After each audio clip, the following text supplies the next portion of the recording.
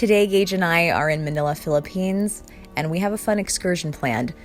We got on a train and took a 20-minute ride to Intramuros. This is Manila's old town. This area has a collection of old Spanish buildings that have been preserved.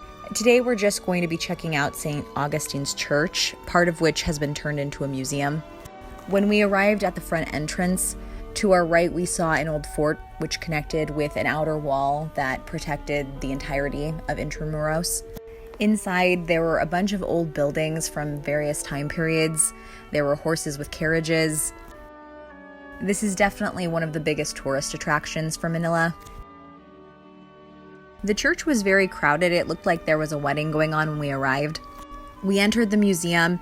There was some history of some of the church's missions in Southeast Asia. We saw some ship models and some paintings. We were then brought out to a long hallway. There we read about some history of the church, the various times it had been conquered. The most recent was when the Japanese came through during World War II and murdered and raped a lot of people who were trying to find sanctuary here.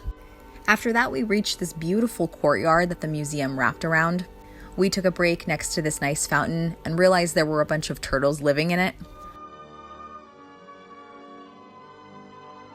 We also saw this bell tower. When we went back inside, we saw this fun day in the life of a friar. And when we turned the corner, we realized we were walking in on a bride and groom getting their wedding pictures done. Apparently, St. Augustine is a highly coveted wedding venue, so they just do weddings back to back all day during the weekends. Throughout the tour, we kept bumping into them. After that, we came to a room with many gold artifacts. We saw this mirror. We saw some priest garb.